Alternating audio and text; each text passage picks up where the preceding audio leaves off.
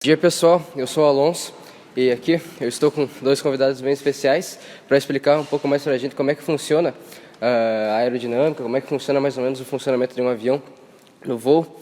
Então, agora, com vocês, Jason, por favor, se apresente. Bom dia, meu nome é Jason, eu sou piloto privado há 20 anos. Fiz o curso de formação numa outra aeronave chamada Aeroboeiro, que antigamente nós tínhamos no Aeroclube de Videira. Fiz aqui pelo Aeroclube de Videira também, o curso, né? E continuo até hoje aqui, faço parte do Aeroclube. E hoje em dia eu piloto essa aeronave aqui que se chama o Paulistinha, né? 150 HP.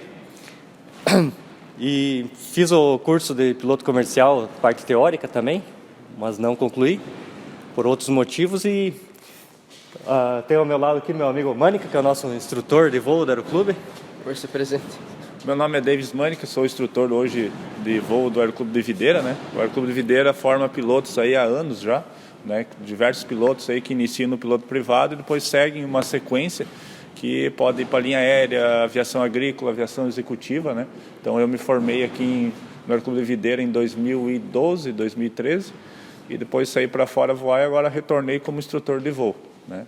Então aqui a gente tem o Paulistinho, como o Jace falou, que é o maior treinador de pilotos do Brasil, né? É uma aeronave básica, ele tem um diferencial que é um motor 150 HP, então é uma aeronave que treina muito bem os pilotos. A gente tem um costume de dizer na aviação que dá muito pé em mão para o piloto, ou seja, forma um piloto bom, né? Voando essa aeronave fica bem mais fácil uma adaptação para outras aeronaves futuras, né? Eu gostaria que você explicasse para a gente um pouquinho mais como é que o avião voa, como é que são os princípios básicos do voo de um avião.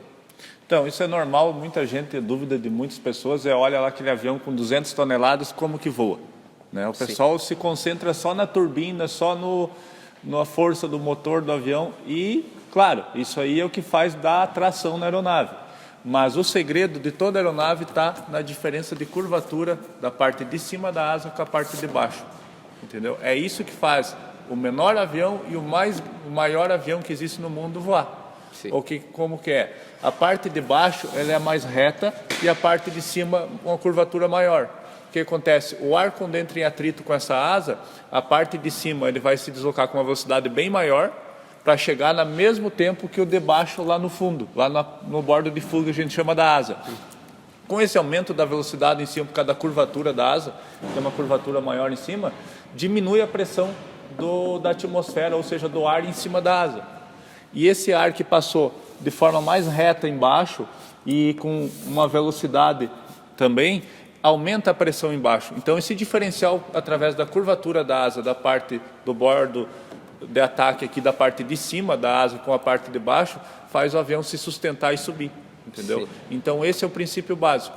Aí, como a gente sabe que a aeronave não vai sair do chão sem ter uma tração de algo, a gente tem o motor e a hélice, né? A aeronave não tem nenhuma tração na roda, nenhuma aeronave tem uma espécie de tração de roda, ela taxia, anda pela pista através só da hélice, ou seja, o motor que está aqui embaixo do capô, é o motor aeronáutico, tá? Um Lycoming, tá?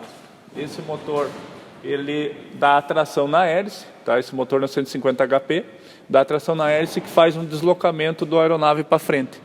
Quando a aeronave atinge uma certa velocidade, ela já tem uma sustentação para sair do solo.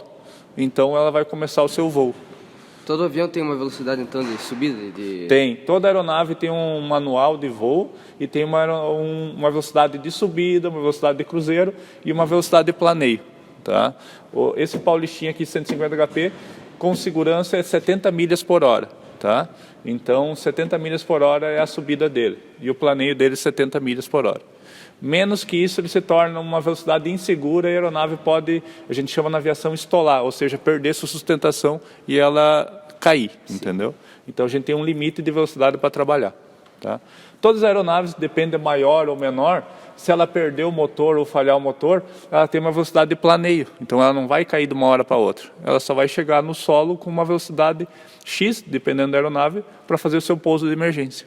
Agora, eu gostaria que você explicasse para a gente também mais ou menos como é que funciona um pouco das partes da aerodinâmica do avião, como, por exemplo, o profundor, que a gente está vendo agora aqui. Então, muita gente também acha que uma aeronave se pilota só com as mãos. Não. pilotos com as mãos e com os pés. A gente tem o manche, né? E a gente tem os pedal de comando. Então, o pedal que a gente usa os pés, a gente tem um leme de direção, que faz a aeronave ir para a sua direita ou esquerda. Tá? E no manche, trabalha o profundor. Aqui, ó. Aqui está o profundor. Esse profundor para baixo, a aeronave está picada no termo aeronáutico, então a gente vai estar descendo. E o profundor, quando sobe, a aeronave está cabrada, ou seja, o profundor nessa atitude, a aeronave está numa atitude de subida. Tá? Então a gente tem que trabalhar isso aqui no manche e isso aqui no pedal. Automaticamente você vai trabalhar também no manche com o aileron. Tá? O aileron é esse comando aqui, ó. Certo. O aileron, quando sobe da asa esquerda, vai baixar a sua asa. O aileron, quando desce da asa esquerda, ele vai subir a asa. E um aileron cada ponta de asa. Então, a gente sempre um trabalha com o efeito contrário do outro. Tá? Então, esse comando faz a rolagem do avião, ou seja, também ajuda na curva. Tá? Então, você tem que sempre coordenar o pé e a mão, senão a aeronave entra numa curva derrapada. E agora eu vou introduzir um pouco como funciona o cockpit de um avião. Então, essa aeronave é uma aeronave bem simples. Ela possui pouca instrumentação no painel, destinada à formação de pilotos, né? O piloto novato ele vai se preocupar com coisas básicas durante o voo. Essa aeronave, por exemplo, não tem instrumentos para voar durante mau tempo, né? Então, os voos são realizados somente no modo de voo visual, né? Não pode voar por instrumentos. Então, nós temos aqui o painel bem básico, com o tacômetro, que seria a rotação do motor, que dá em RPMs. Antes de cada voo, a gente testa para ver se a aeronave está atingindo determinado número de RPMs aqui, né, para sair do chão. Significa que o motor vai ter potência suficiente para tirar o avião do chão. Temos aqui também temperatura do óleo, a pressão do óleo, que é muito importante. Logo na partida, a primeira coisa que o piloto vai olhar é a pressão do óleo, para ver se não vai fundir o motor, no caso, né? Temos aqui pressão da gasolina, temperatura da cabeça do cilindro. Temos a velocidade, que é um dos mais importantes também, porque a aeronave só vai sair do chão, nesse modelo, quando atingir 60 milhas por hora. É a velocidade de rotação que a gente chama, né? Que ela vai sair do chão. E vai subir com 70 milhas, a velocidade de subida. Temos aqui o altímetro também, que é muito importante. Nesse modelo da aeronave, o ajuste é em zero, ou seja, a gente vai considerar a altitude em relação à pista. Aqui nós estamos pousados no aeroporto de Videira, está indicando zero pés ali no altímetro. Temos aqui então o manche, no modelo bastão, né? Manche, temos os pedais do leme, temos o freio. Aqui na outra parte nós temos a mistura do motor, né? Mistura ar-combustível, o aquecimento do carburador, em dias frios a gente utiliza, a manete de potência aqui, que seria como o acelerador da aeronave, né? Estabilizador, a seletora de combustível. Temos aqui os magnetos, que seria a parte elétrica, né, da aeronave. E basicamente seria isso. É bem simples, bem fácil de controlar. E agora gostaríamos de saber como funciona a variedade de motor no meio da aeronáutica. Então, começando pelo mais básico, que é o monomotor, né? Só tem um motor. No caso é um motor a pistão, como se fosse um motor de carro. Podemos observar aqui que temos 4 pistões horizontais opostos, 2 aqui e 2 lá. Seria como um motor de carro. Então, os pistões impulsionam um eixo central, né? E esse eixo central gira a hélice. A hélice da aeronave que dá a tração. Já aviões maiores, então a gente parte para o bimotor, que seria esse aqui. Esse é um exemplo de bimotor, né? Ele possui um motor em cada asa, no caso, né? A hélice pode observar que já é tripá, tem 3 pás, aquela do Poli tinha apenas 2. Então tudo isso vai ajudando em ganho de velocidade e potência na aeronave, né? Fazendo ela subir cada vez mais alto. Aqui no nosso hangar nós temos hoje somente aeronaves a pistão, mas depois do pistão vem o turbohélice, que seria um motor a jato, digamos assim. O miolo dele, a parte central, seria um motor a jato, uma turbina, que impulsiona uma hélice. Então, por isso que é uma mescla entre pistão e jato, né? É o turbohélice. E depois do turbohélice, daí vem o avião a jato propriamente dito, que seria o motor a reação, né? Não vai ter uma hélice na frente, vai ter só um fluxo de ar, né? Que pela lei da ação e reação vai fazer a aeronave ser impulsionada para frente. Aqui em Videiro nós temos 2 aviões a jato, que normalmente operam aqui. Então esse avião a jato, ele permite subir mais do que o turbohélice, e o turbohélice sobe mais que o pistão, nessa ordem de altitude, né? Então alguns fenômenos também começam a acontecer em alta velocidade, que a gente estuda na teoria de voo de alta velocidade.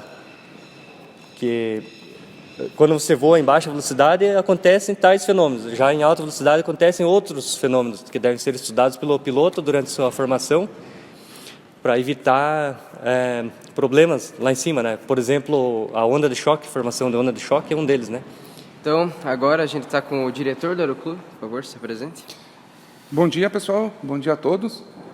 Meu nome é Kinkel. Atualmente eu sou o presidente do Aeroclube.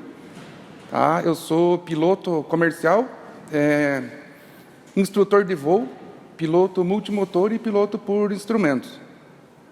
Então, agora para finalizar um pouquinho aqui, eu gostaria de saber como é que esses aviões, a aerodinâmica do Paulistinha, por exemplo, ela se comporta em alguns eventos meteorológicos complicados, como, por exemplo, chuvas fortes e tempestades, por exemplo. Então, esse avião aqui, por ele se tratar de um avião treinador, né, a fabricação dele, ele é fabricado basicamente por metais, né? Mas as asas também elas são fabricadas com madeira e tela.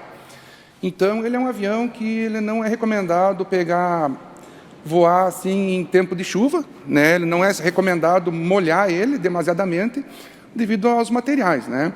E também ele é um avião que ele tem restrição de região para voar, né? Então ele tem que voar numa região onde o clima não é tão úmido. Né? Por exemplo, há muito pouca incidência desses aviões aqui, lá na Amazônia, por exemplo, né? Devido à alta umidade do local. Né? Então, como ele é um avião, tem muitos componentes em madeira, devido à umidade, pode haver aí o encharcamento da madeira e a deformação do componente estrutural da aeronave. Né? Então é isso, muito obrigado pelas perguntas, é isso.